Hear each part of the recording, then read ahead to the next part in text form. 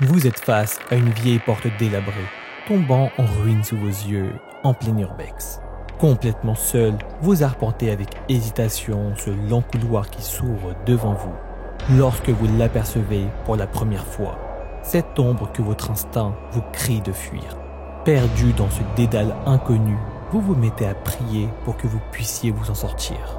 Mais au fond de vous, vous le savez, cet individu vous poursuivra jusque vos plus profonds cauchemars et face à cette réalité, vous ne pouvez que continuer à avancer. Et soudain, il dégaine son arme et vos yeux se remplissent d'effroi lorsque la lame s'abat froidement sur vous. Le regard qu'il vous lance vous hantera pour toujours. Bon, rassurez-vous, cette effrayante histoire n'a existé que dans votre imaginaire. Mais qu'en est-il des 5 récits terrifiants et vrais que vous vous apprêtez à entendre ?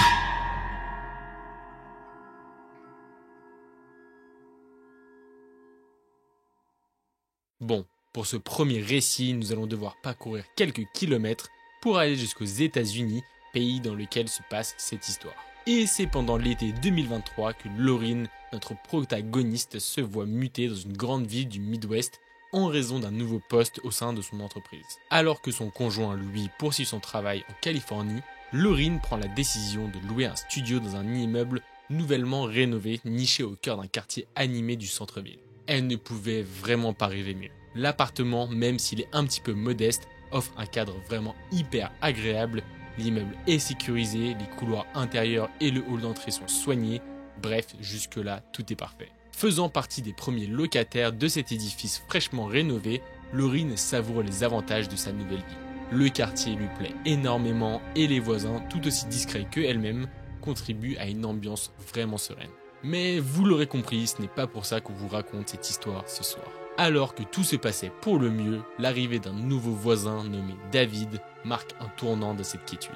Pour le décrire un petit peu, elle nous dit qu'il est l'opposé de tous les étudiants et jeunes qui habitent dans cette résidence. David est célibataire, il est dans la soixantaine à peu près, mais par-dessus tout, il se distingue par son comportement erratique et quelque peu complotiste. Par exemple, à chaque fois que Lauryn rentre chez elle après le travail, elle voit David assis dans sa voiture sur le petit parking, fixant l'immeuble et ses fenêtres. En fait, il faut savoir que l'homme a une théorie plus que fumeuse sans mauvais jeu de mots. Il faut savoir qu'à cette époque de l'année, la fumée des incendies de forêt canadiens provoque une fine couche de cendres sur les voitures. Rien de très alarmant pour eux en soi, mais tout de même, ça alimente les suspicions de David. Lui est convaincu qu'une personne de l'immeuble vaporise délibérément ses particules sur sa voiture. Il est tellement sûr de lui qu'il en vient même à accuser divers voisins de ces actes imaginaires qui n'ont vraiment aucun sens. Mais malheureusement, le comportement de David ne s'arrête pas là. Son hygiène laisse réellement à désirer. Il accumule tellement les déchets dans son appartement qu'il laisse des sacs poubelles dans le couloir, émanant une odeur horrible dans tout l'immeuble. Et franchement, ça agace réellement Lauryn qui se plaint au bureau de location, mais les préoccupations sont rapidement balayées par la responsable qui assure que tout va bien chez David. Lauryn est vraiment au bout du rouleau. Parfois, alors qu'elle est en train de marcher tranquillement pour descendre les escaliers, elle entend des cris venant des couloirs. Au début, inquiète de savoir ce qui se passe, elle va voir. Mais à chaque fois, c'est en fait juste David qui fait des blagues douteuses avec un rire malicieux. Mais bref, Lauryn n'a pas trop le choix et quelques semaines vont passer. Le mois d'août arrive et avec lui, le 50e anniversaire de mariage des parents de Lauryn. Elle est hyper excitée à l'idée de passer ce week-end avec eux. Elle est vraiment sincèrement contente, elle prépare ça depuis super longtemps, mais malheureusement un contretemps de taille survient. Son patron l'informe qu'ils travailleront ensemble sur un projet important, les obligeant à travailler tout le week-end. Elle est hyper déçue, elle pensait vraiment pouvoir passer tout le week-end avec eux, mais à cause de son travail, c'est littéralement impossible. La bonne nouvelle tout de même, c'est que ses parents restent dans le coin toute la semaine d'après. Hyper déçue et se sentant coupable envers eux, Lauryn réussit néanmoins à s'échapper pour une courte nuit en milieu de semaine pour les voir. La soirée se passe super bien, tout le monde est très content, elle et ses parents. Et après ça, elle reste dormir chez eux et c'est le lendemain matin que quelque chose d'étrange arrive. Alors qu'elle s'apprête à partir, un email de sa propriétaire attire son attention. Le message mentionne un incident survenu la veille dans l'immeuble, indiquant le décès d'un résident et promettant des détails ultérieurs. Le cœur de Lauryn plonge et une tristesse s'empare d'elle, son esprit se tournant instinctivement vers le voisin étrange, David. Tout de suite, elle prend son téléphone et consulte les actualités locales. Apparemment, la veille au soir, David, armé, s'était rapproché d'un voisin menaçant de lui tirer dessus. Complètement en panique, le voisin réussit à se barricader dans son appartement et appelle le 911. Et c'est exactement au même moment que David fait également la même chose, il appelle le 911 prétendant que ses voisins piratent son téléphone et menace de tirer sur des gens au hasard dans l'immeuble si la police n'intervient pas. L'homme dangereux s'enferme ensuite chez lui et continue de discuter avec la police. Il déclare être fortement armé et assure qu'il n'hésitera pas si la police n'empêche pas ses voisins de pirater son téléphone. Vous l'aurez compris, il est en plein délire. Très rapidement, les forces spéciales interviennent, mais David se cache dans le couloir de l'étage dans lequel vit Lauryn et tire depuis la fenêtre. Une situation de prise d'otage se dessine et finalement, toute cette histoire se termine lorsqu'un tireur d'élite embusqué dans un autre immeuble en face tire sur David, le tuant sur le coup. Heureusement, aucun autre résident n'a été blessé ce soir-là. Lauryn est littéralement choquée en apprenant cette histoire.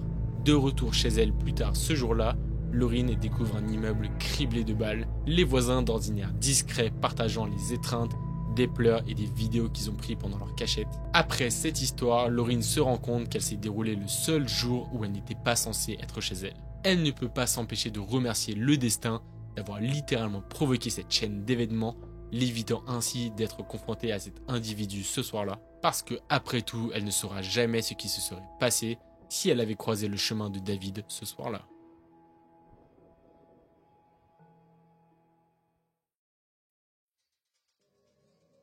Pour cette deuxième histoire, nous allons nous plonger dans l'univers de Sarah. Et pour ça, il va falloir qu'on voyage encore une fois à quelques kilomètres d'ici, chez nos fidèles amis québécois. Encore une fois, vous êtes quand même assez nombreux à nous suivre du Québec, du coup big up à vous, vous êtes les meilleurs. Et même pour être un peu plus précis, elle habite à Laval, la deuxième plus grande ville du Québec. Voilà, on vous apprend des choses chez Kratos et Joe. Sarah habite dans l'un des quartiers les moins favorisés de la ville. En fait, elle est même malheureusement marquée par une très forte criminalité. C'est vraiment pas l'endroit où il fait bon vivre. Mais bon, après tout, elle a vécu toute sa vie dans la même ville et elle n'a jamais vraiment rien vécu de très effrayant. Enfin, vous l'aurez compris, si on raconte son histoire ce soir, c'est qu'il lui est bel et bien arrivé quelque chose. Mais on y reviendra plus tard. D'abord, concentrons-nous sur les occupations de Sarah. Tout d'abord, il faut savoir que depuis l'âge de 14 ans, elle travaille dans la même pizzeria et elle est même devenue une espèce de figure familière pour la clientèle qui est quand même assez régulière. Et c'est à ses 20 ans que la fameuse histoire se passe. Cet été-là, Sarah, qui est alors en vacances, termine son travail vers minuit comme chaque lundi. L'après-midi se passe super bien, elle croise des gens qu'elle a l'habitude de voir, bref, la vraie routine, rien de très surprenant. Et d'ailleurs, elle se sent même tellement bien qu'elle prend une décision. Ce soir, elle rentrera chez elle à pied, même si son quartier craint un peu. Il est maintenant 22 h dans notre pizzeria préférée et à ce moment-là, il n'y a personne. Elle décide donc d'en profiter pour commencer à nettoyer le restaurant lorsqu'un client qui a l'air d'avoir à peu près 20 ans entre dans le resto. Avant de connaître la suite, dites-nous en commentaire, est-ce que vous vous sentez bien ou pas? C'est bon, c'est fait, alors reprenons. L'individu entre dans le restaurant et il a l'air tout à fait normal, c'est perdu pour vous. Il semble même plutôt amical, il commande une petite pizza végétarienne, bref, rien à signaler. Mais l'atmosphère va brusquement changer lorsqu'un homme d'une quarantaine d'années entre à son tour. Et directement, sa présence émet des signaux d'alarme, une odeur mêlée d'alcool et de négligence personnelle. Il a aussi une attitude qui a l'air assez agressive et un comportement plus qu'envahissant. De toute façon, ce genre de personnes, vous les connaissez, vous en avez déjà forcément croisé, surtout en prenant les transports. Bref, pendant que Sarah encaisse la commande du client cool, elle remarque que l'homme dérangeant a une bière à la main, ce qui est strictement interdit dans le restaurant. Et donc Sarah sait qu'elle ne peut pas le laisser faire. Elle prend donc son courage à deux mains et lui indique qu'il n'a tout simplement pas le droit de ramener une boisson alcoolisée qui vient de l'extérieur.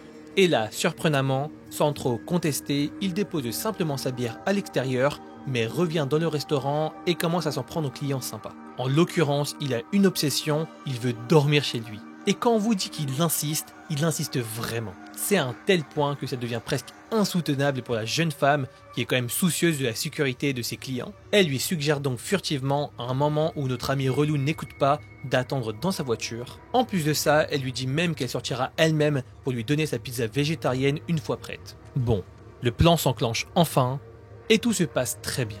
L'homme au comportement plus qu'énervant décide même de sortir du restaurant par lui-même. Mais malheureusement, vous le savez, sinon ce serait pas un thread d'horreur et vous allez le voir vous-même, on n'en a pas fini avec lui. À minuit, son travail terminé, Sarah se prépare à rentrer chez elle. Son trajet à pied de 15 minutes l'amène à travers un quartier généralement tranquille après 22 heures. Cependant, cette nuit-là, après seulement 5 minutes de marche, elle ressent un malaise grandissant.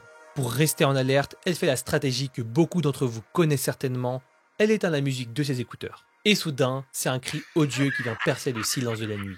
Elle entend tout simplement une voix hurler son nom. Prudente et sentant le mauvais coup arriver, elle feint de ne pas entendre, mais des pas rapides la rattrapent directement, c'est vraiment trop flippant. Et à ce moment-là, en réaction, c'est-à-dire en à peine quelques secondes, elle se crée un débat intérieur pour savoir si elle doit instantanément se mettre à courir ou non, et en vrai, on la comprend. La plupart du temps, lorsque ce genre d'événement arrive, on ne sait pas vraiment trop comment réagir, et il y a peut-être même une part de déni en nous. Mais finalement, ce débat va très vite cesser pour elle, vu l'état de son cardio, elle se dit que de toute façon, si elle se mettait à courir, ça ne servirait à rien. Elle se retourne tout de même pour confirmer ses malheureux doutes, mais non, elle ne se trompait pas, il s'agit bel et bien du même individu dérangeant du restaurant. Sans attendre, sans transition, de manière vraiment brusque, il se montre tout de suite insistant. Au début, il lui indique qu'il souhaite la raccompagner, ce à quoi, bien entendu, elle répond qu'elle ne veut pas, qu'elle veut juste écouter de la musique tranquille. Et c'est là qu'il lui répond simplement une phrase qui, encore aujourd'hui, résonne dans son esprit. « Mais tu n'as pas le choix ?» Il lui demande ensuite si elle veut fumer avec lui, s'il lui plaît, bref, vous avez compris, un relou de la pire des sortes. Et plus ça continue, moins il cache ses intentions clairement malveillantes. Sarah essaye de temporiser en mentant sur le fait que ses parents l'attendaient à la maison. L'homme, cependant, insiste pour la raccompagner et la situation prend rapidement une tournure bien plus sinistre. Parce que oui, sinon c'est pas drôle, cet individu ne va pas s'arrêter au simple harcèlement de la jeune femme. En voyant qu'elle n'est bien entendu pas d'accord, il la menace, révélant qu'il est armé d'un couteau. Et tout en continuant de marcher, il se met même à lui attraper le bras, histoire de la garder le plus possible à proximité. Bon, à ce moment-là, dire que la situation est très tendue est un doux euphémisme, et Sarah est complètement terrorisée et n'arrive plus à bouger. Elle continue juste de marcher machinalement, les yeux complètement vides, pendant que l'homme lui décrit avec des détails de plus en plus glauques ce qu'il va lui faire.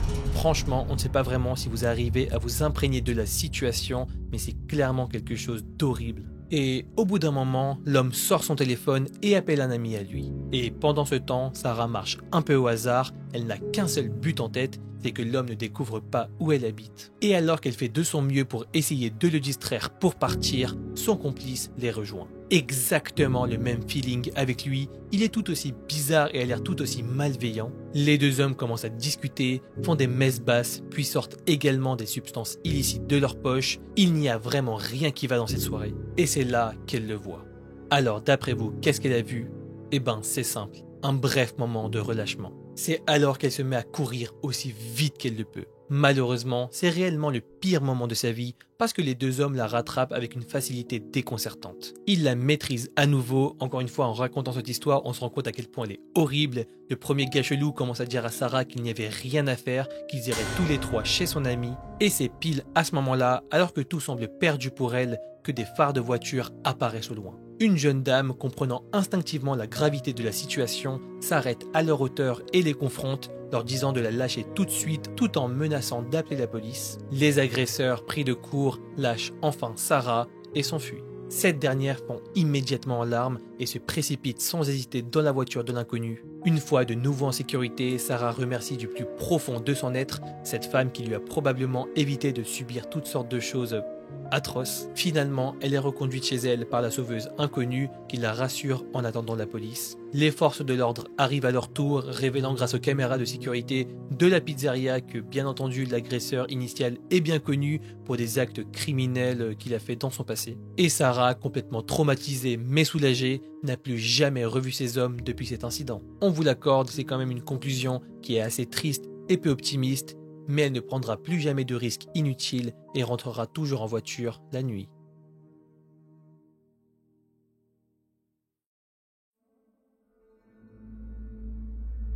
Pour cette troisième histoire, nous allons suivre, sans mauvais jeu de mots, vous allez comprendre, Brian pour une anecdote qui a bouleversé sa vie l'année dernière. Pour contextualiser un petit peu tout ça, il faut savoir que son lycée se situe à Rouen, mais que lui habite beaucoup plus loin. Et tout ça, ça fait que sa famille a décidé quelque chose qui est quand même très inhabituel. Ils ont décidé qu'il habiterait dans une famille d'accueil en semaine et qu'il rentrerait chez lui tous les week-ends.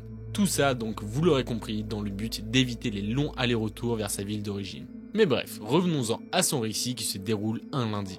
Le matin, comme tous les lundis matins, il prend le train depuis sa ville d'origine pour se rendre en cours. Petit problème néanmoins, il réalise trop tard qu'il a complètement oublié son manteau. C'est vraiment le pire des moments pour lui, surtout qu'on est en hiver, qu'il fait vraiment très froid, qu'il pleut, qu'il neige, bref, je pense que vous comprenez très bien de quoi on parle. Et le problème, c'est qu'il ne retourne pas chez lui avant le week-end d'après. Par message, il en parle donc à ses parents et finalement, ils arrivent à trouver une solution. Sa mère lui annonce qu'une collègue de travail nommée Sophie, habitant à Rouen, a aimablement accepté de lui apporter. Mais cependant, elle impose une condition. C'est elle qui choisit l'heure et le lieu du rendez-vous. On est d'accord, c'est hyper épique juste pour récupérer un manteau. N'ayant pas vraiment d'autre option, il accepte. Brian continue ensuite sa journée dans le froid, mais à part ça, tout va bien. Jusqu'au moment où il reçoit un message d'un numéro inconnu. Il déduit bien entendu tout de suite que c'est certainement Sophie. Elle fixe le rendez-vous à 20h à la gare de Rouen. Brian râle un peu, il a en fait la flemme de la marche de 30 minutes qu'il devra entreprendre dans le froid et l'obscurité. Mais bon, à court d'options et reconnaissant qu'après tout, c'est lui qui a oublié son manteau, il accepte. Arrivé en avance à la gare, il s'abrite des courants d'air, attendant l'appel crucial de Sophie pour préciser l'heure de son arrivée. C'est alors qu'il le remarque pour la première fois. Un homme en noir, capuche sur la tête, le visage dissimulé jusqu'au nez. La première chose que Brian se dit, c'est qu'il aurait l'apparence idéale d'un méchant de film d'horreur. Et vous allez voir, il ne croit pas si bien dire. Après quelques minutes d'attente à la gare, Sophie arrive finalement. Il récupère son manteau avec empressement, la remercie et entame le chemin du retour. Le problème, c'est qu'il voit du coin de l'œil que l'inconnu commence à le suivre. Montant une rue, il tourne à droite et d'un bref coup d'œil, constate que l'homme est à peine 5 mètres derrière lui. Bien décidé à déterminer si l'homme le suit véritablement ou non, il change de rue et c'est là qu'il se rend compte que l'homme change également. Cette fois, ça n'a plus vraiment de sens, il a fait un trajet qui fait littéralement une boucle, ce qui veut dire que l'homme le suit vraiment. Et cette fois, il se rapproche encore plus, il n'est à peu près qu'à 3 mètres de distance. Une véritable angoisse monte en Brian. Il entend que l'homme claque des doigts toutes les 10 secondes à peu près, mais ce n'est pas tout. En plus de claquer des doigts, l'homme rigole tout seul. À chaque bruit qu'il entend, Brian ressent des frissons de peur. Il le sait, il le sent, il n'est absolument pas en sécurité. Les pas de l'inconnu résonnent dans cette allée déserte et silencieuse, accompagnée d'un rire fort et sinistre, presque sadique. Mais c'est là que Brian l'aperçoit enfin, l'entrée de sa rue. Il augmente sa cadence, mais les pas de l'homme accélèrent également, tout comme les claquements de doigts. À quelques mètres seulement de son appartement, il se retourne une dernière fois. L'homme est là, éclairé par un lampadaire, capuche abaissée sur son visage, un sourire effrayant, une main tenant un tissu blanc et l'autre un grand couteau de cuisine.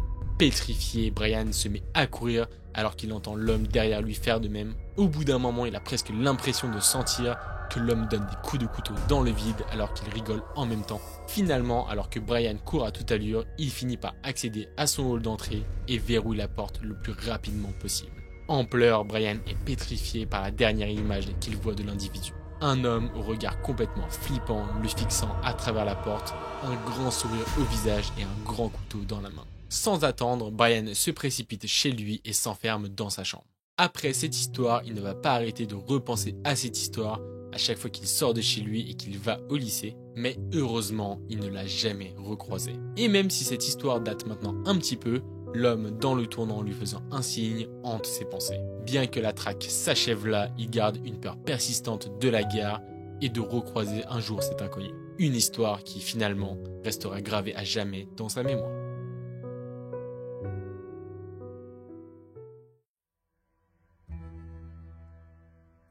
Cette quatrième histoire, c'est celle de Audrey, une étudiante de 22 ans vivant à Montpellier. Et ce soir, rien que pour vous, elle a décidé de se replonger dans le passé tumultueux d'une nuit sombre. Vous l'aurez donc compris, il est temps de s'abonner pour soutenir ce genre d'initiative. Bref, plus sérieusement, avant de partager son quotidien avec son copain et donc d'habiter avec lui, il faut savoir qu'elle résidait dans son propre appartement en plein centre-ville.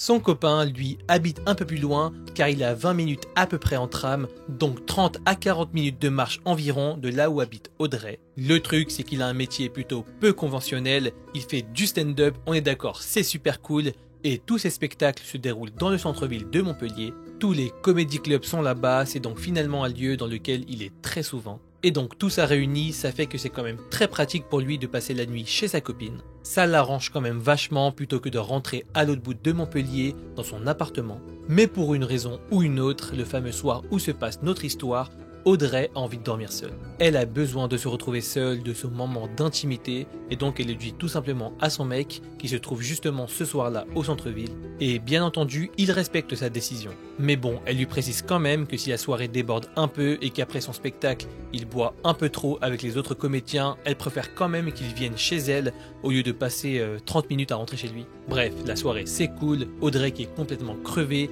lui envoie un dernier message avant d'aller se coucher, apprenant pile à ce moment-là qu'il allait prolonger sa soirée au bar comme prévu. Et par la même occasion, il lui signale qu'il n'a plus du tout de batterie. Et même s'il affirme qu'il ne viendra pas dormir chez elle, Audrey émet un petit doute et laisse sa porte d'entrée ouverte au cas où. Malheureusement, ce n'était pas forcément l'idée du siècle et vous le savez. Vers 3h du matin, Audrey est réveillée par des bruits dans son salon. Elle a l'impression d'entendre quelqu'un toucher des sacs ou des affaires à elle. Et en plus de ça, elle entend des bruits de pas, ce qui semble signifier que la personne se déplace. Mais complètement dans le pâté, Audrey ne se doute de rien. Engourdie par seulement 3 heures de sommeil, elle ouvre la porte de sa chambre, allume brièvement la lumière et voit l'ombre de son copain de dos. Et c'est un soupir de soulagement qui s'échappe de ses lèvres. « Putain Florian, tu m'as fait peur, viens te coucher !» Les yeux à peine ouverts, elle lâche cette phrase de mécontentement et retourne se coucher. 5 longues minutes passent et aucun signe de son copain qui ne vient pas dans le lit.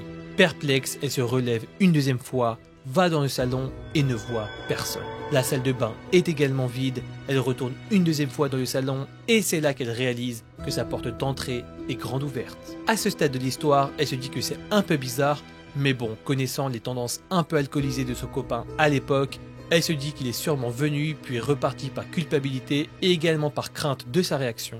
Audrey est quand même inquiète, elle l'appelle donc, mais aucune réponse. Et là, elle se souvient tout simplement qu'il lui avait parlé de sa batterie déchargée. Audrey se dit donc que c'est tout à fait normal, elle lui envoie un SMS le rassurant et lui demandant de l'informer une fois de retour chez lui. Elle contacte également sa colocataire sans obtenir de réponse. En même temps, ce n'était pas vraiment étonnant étant donné qu'on est en plein milieu de la nuit. Tentant de se rendormir, l'inquiétude l'assaillit, rythmée par des appels infructueux chaque heure. Et finalement, vers 7-8 heures du matin, un message de la colocataire la soulage. Florian, son mec, est bien rentré chez lui et il dort actuellement dans sa chambre à point fermé. Complètement apaisée, Audrey se rendort en se mettant en mode avion jusqu'à 10h30, 11h. La première chose qu'elle fait en se réveillant enfin, c'est de prendre son portable.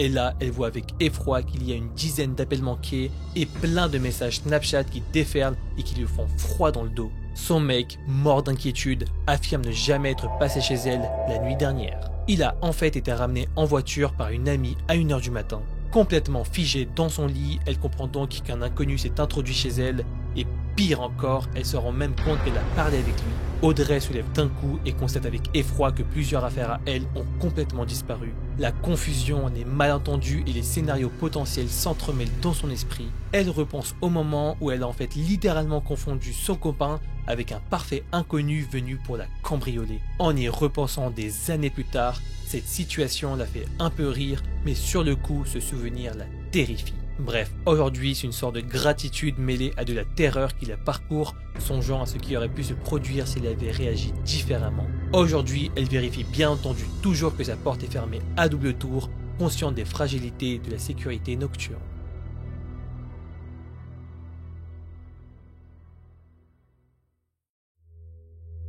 Bon, pour cette 5e et dernière histoire, nous allons avoir besoin de vous. Parce que oui, si Sophie nous raconte son histoire ce soir, c'est pour avoir votre avis. Alors n'hésitez surtout pas à analyser son histoire et à nous dire en commentaire ce que vous en pensez. Ce soir, nous allons plonger dans les souvenirs de Sophie et de Olivia qui remontent à un vendredi après les cours alors qu'elles ont 17 ans. Les deux filles sont en train de rentrer lorsque tout d'un coup, Sophie a une idée. Et si son amie Olivia venait passer la soirée chez elle? Elle s'empresse donc de lui proposer ça et bien entendu son amie accepte volontiers. Vers 16h, elles franchissent le grand portail pour accéder à la maison. En l'absence de la sœur et de la mère de Sophie, elle se retrouve seule avec les 3 petits chiens de la maison. Les deux filles prennent tranquillement un goûter, elles s'amusent, se racontent plein d'anecdotes, etc. Puis après ça, elles montent à l'étage dans la chambre de Sophie et vu que le bac approche à très grands pas, elles se mettent à réviser ensemble. C'est très sérieux. Petite parenthèse pour décrire la disposition de la maison. Alors, petit exercice, fermez les yeux, suivez ma voix et imaginez cette maison. Lorsqu'on rentre, il y a un grand portail manuel qui donne sur une petite cour dans laquelle il y a une piscine et une terrasse. À gauche de cette fameuse terrasse, il y a une baie vitrée qui donne sur la cuisine. Dans cette même cuisine, à gauche, une porte mène à l'escalier qui conduit aux chambres avec une autre baie vitrée toujours fermée mais non verrouillée. À droite de cette porte, une autre baie vitrée donne accès au salon où trône un grand piano, élément crucial de cette histoire. Toutes ces baies vitrées sont habituellement fermées pour maintenir les chiens à l'étage. Ok, c'est bon, vous pouvez réouvrir les yeux, revenons maintenant à son histoire. Alors que les deux filles sont en train d'étudier, elles entendent soudainement le piano résonner. À rappeler donc, si vous avez bien suivi, qu'il se trouve à un étage en dessous à travers deux portes et une baie vitrée, et qu'il s'agit d'un vrai piano, donc sonnant très fort. Sophie réagit tout de suite en disant « Ah, il y a quelqu'un qui joue au piano, ma mère est sûrement rentrée. Viens, on descend lui dire bonjour. » La mère de Sophie est professeure de musique, donc ça paraît tout à fait cohérent et logique. Olivia accepte et pendant qu'elles descendent les escaliers, le son du piano persiste. Les deux filles ne se doutent vraiment de rien, pour elles, tout est normal. À l'ouverture de la porte menant à la cuisine, le piano s'arrête brusquement. Elles ne s'inquiètent pas immédiatement, pensant tout simplement que la mère de Sophie s'est juste arrêtée de jouer. Cependant, en ouvrant la baie vitrée vers le salon, elles sont choquées. Il n'y a absolument personne dans le salon. Prise de court, Olivia et Sophie échangent des regards inquiets. Le grand silence de la maison les oppresse jusqu'au moment où Olivia brise le silence. On a bien entendu, hein? Sophie acquiesce immédiatement, il n'y a aucun doute. Un peu paniquée quand même par toute cette situation, elle remonte en courant dans la chambre de Sophie. Et en fait, à ce moment-là, elle minimise encore la situation, riant nerveusement, mais ressentant tout de même une certaine anxiété. Sophie décide d'envoyer un message à sa mère pour lui demander si elle est rentrée, et la réponse lui glace juste le sang. Non, je suis au conservatoire, je suis en cours. Maintenant, la peur s'installe. Les deux filles ne savent absolument pas quoi faire. Elles sont tellement sûres que quelqu'un a joué au piano qu'elles sont convaincues que quelqu'un est entré dans la maison. Elles n'osent plus bouger de la chambre, attendant l'arrivée de la mère ou de la sœur de Sophie pour se sentir un petit peu plus en sécurité. Finalement, la mère de Sophie rentre et rassure les deux filles. Et maintenant, c'est le moment de l'enquête. Première chose, il n'y a absolument aucun doute, aucune personne de sa famille n'était dans la maison au même moment. Deuxième chose, les accès. Sophie et sa pote regardent autour d'elle et elle remarque que la baie vitrée de la cuisine menant à la terrasse est ouverte. Est-ce que quelqu'un aurait donc pu rentrer par là? Troisième chose de l'enquête, rien n'a été volé. Aucune trace de pas, aucune affaire disparue, donc l'enquête ne va malheureusement pas plus loin. Jusqu'au moment où Olivia émet une théorie. Si le rationnel n'explique pas cette situation, est-ce que le paranormal le pourrait-il? Après tout, s'il y a bien quelque chose dont elles sont persuadées, c'est qu'il y a bel et bien eu des mélodies jouées sur ce piano. Dernier élément qu'il faut aussi qu'elles prennent en compte, c'est que les chiens qui sont présents dans la maison n'ont absolument pas aboyé. Pour elles, ça confirme donc bien la théorie, il n'y avait personne en même temps qu'elles dans cette maison. Mais en même temps, elles sont sûres qu'elles n'ont pas halluciné et qu'elles ont toutes les deux entendu le piano. Heureusement, elles nous signalent quand même qu'elles n'ont pas été traumatisées par cette histoire, même si sur le coup, elles ont littéralement été terrifiées. Et c'est donc maintenant à vous de jouer, et c'est là qu'elles vous demandent toutes vos théories, donc n'hésitez pas à nous les dire en commentaire. Bon, nous voici en conclusion, et avec Joe, on avait un petit défi, c'est de faire toute cette conclusion sans faire un seul cut. Est-ce qu'on va y arriver? Est-ce qu'on ne va pas y arriver? En tout cas, c'est à vous de juger en commentaire Pour et vous, nous c'est dire peut-être rien, si c'est mais bien ou si c'est pas bien. Pour nous, c'est un véritable entraînement, en vrai. Un gros défi. C'est rien du tout.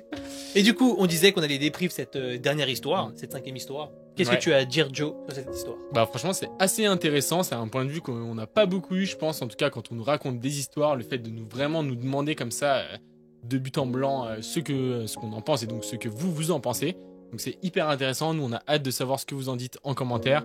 Est-ce que ce piano, du coup, il était hanté ou alors est-ce qu'elles ont juste inventé? Mais en même temps, c'est quand même bizarre d'inventer que les deux personnes aient inventé exactement la même histoire. C'est un petit peu étrange. Donc voilà, n'hésitez pas à nous dire en commentaire ce que vous en pensez. Il y a aussi l'histoire du sniper. Ah ouais, incroyable. C'est assez incroyable. C'est une histoire qui part assez loin. C'est une mécanique qu'on n'a pas du tout dans les threads de base. Pour le coup, je pense que ça faisait très bizarre de dire dans l'histoire un tireur d'élite. Ouais. J'espère pas que les threads iraient jusqu'au là. Pour vous avouer, moi, quand Joe a raconté l'histoire, j'étais juste derrière et quand j'ai entendu tout ça, j'étais directement. Qu'est-ce qu'il me raconte là déjà? Exactement, c'est véridique. C'est exactement ce qui s'est passé. Et puis pour mes deux histoires aussi, on avait quoi? On avait la pizzeria où la femme se fait violente par deux personnes. Qui vraiment ont l'air d'être motivés jusqu'au bout, et c'est pas juste les forceurs de base, hein, c'est vraiment des personnes qui sont là pour la faire chier et pas c'est seulement pire, en fait. ouais, Hein. c'est pire. Ils veulent te faire pire, ils ont des vraies mauvaises intentions, donc Ouais. c'est vraiment très très flippant. Comme quoi, Et- ça ne sous-cote vraiment pas aussi l'impact de réaction des gens, hein, parce que là, elle a littéralement été sauvée par quelqu'un qui a vu cette situation, donc Clairement, ouais. c'est quand même assez Clairement. incroyable au final. Hein. D'ailleurs, on passe ici un petit message de prévention. N'hésitez vraiment pas à aider les personnes qui en ont besoin. Franchement, c'est très ultra important. Très très important.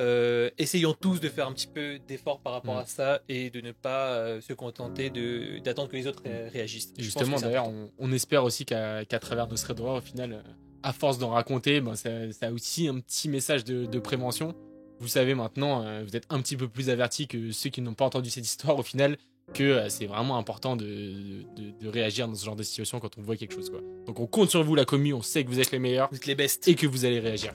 Là, typiquement, c'était un moment où il y avait un cut. Mais il n'y en aura pas pour cette conclusion. Parce qu'on va Exactement. directement sans transition débrief la 4e histoire. Mais bien Yes. sûr, la 4e histoire où il y a une jeune femme tout à fait charmante, la petite Audrey, qui reçoit la visite, Ah oui. voilà, inopinée, Ah ouais, elle est d'un facile, individu qui vient Ok. chez lui pour cambrioler. Et elle lui parle comme si c'était son mec. là. Ok, C'était presque vraiment marrante celle-là quand même. hein. Presque drôle, mais franchement, quand tu repenses à ça, ça fait tellement froid dans le dos, Ah ouais, t'imagines. c'est quand même Déjà, le incroyable. sentiment d'intrusion qu'il y avait quelqu'un chez toi, comme ça, c'est horrible.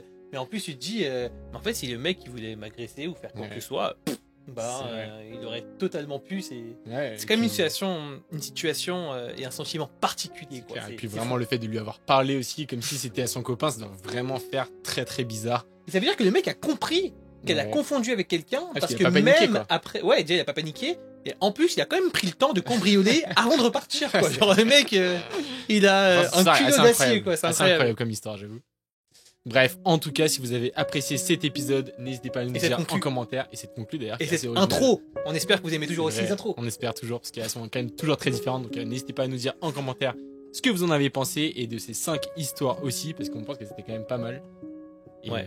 Et puis c'est super cool aussi de voir tous vos retours en ce moment. Mm. On espère que vous appréciez aussi le fait qu'on raconte 5 histoires et plus 3 Ouais, dans nos derniers c'est vrai. threads. Vous avez l'air de plutôt apprécier, Mm. donc c'est super cool. Merci beaucoup. On va se laisser là-dessus en vous disant encore une fois qu'on a énormément de choses qui sont prévues Mm. pour 2024. Et bon, on vous prévient, franchement, cette fois, on vous le promet, très bientôt vous serez tenus au courant de enfin, dans quelle mesure nos vies vont changer. on va tout vous raconter. On va Ne tout vous vous inquiétez raconter pas. sur les réseaux sociaux. Il y aura peut-être des surprises. Il y en aura même des surprises. Voilà, on vous le dit. C'est trop cool. Merci pour tout ce que vous nous faites vivre. C'est vraiment trop bien. N'hésitez pas à rejoindre la chaîne, c'est vraiment le meilleur moment pour le faire. En un clic, c'est hyper gratuit. C'est hyper gratuit. Je sais pas si ça se dit ça, mais c'est gratuit en tout Ça cas. aurait été cut normalement. Ça, c'est sûr.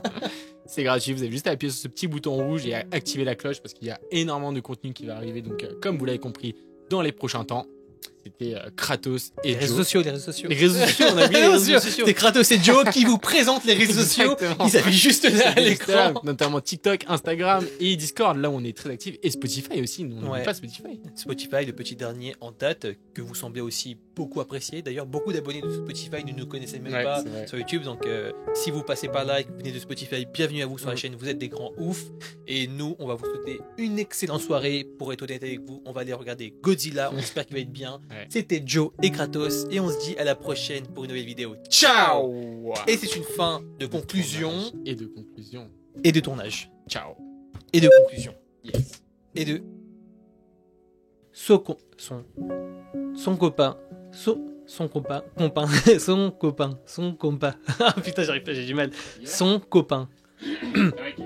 C'est bon, je suis à MRO de 4,40 LP. Je suis quasiment rattrapé mon rank d'il y a une semaine. Je pense que dans peu de temps là, je passe diamant. Ah ouais. Je pense que ouais, je pense que je peux passer diamant. Je pense que j'ai le niveau pour diamant. Ça te rappellera de cette vidéo de ce moment-là. Je pense que j'ai le niveau pour diamant 4.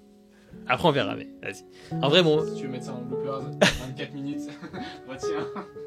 son copain, son copain. Son- Dis son copain. Ouais, en plus j'ai grave soif. Dis son copain. Vas-y, essaye. Son copain. Ouais, vas-y, vite. Son copain, son copain, son copain, son copain. Ah, je vois, c'est galère. Son copain. Son copain. Son Son copain. boyfriend. His boyfriend. Son mec ou pas? Oui, désolé, je disais à la caméra que j'allais te faire notre duo. Et mec, trop cool, il est trop stylé le setup. Et du coup, le clavier, il est comment? Je suis ouf, moi, en fait, tu peux continuer. Son copain. Son copain. Son copain. Son copain. Son... Putain. J'ai hâte en vrai de voir Godzilla. Quand même 4,3 en vrai. Non, c'est un film original japonais, du coup c'est vraiment japonais. Elle a besoin de son moment d'intimité et donc elle dit à son copain, à son mec. 5e histoire. Engourdie par seulement 3 heures de sommeil, elle ouvre la porte de sa chambre, allume brièvement la lumière et voit l'ombre de son copain, et voit l'ombre de son copain de dos.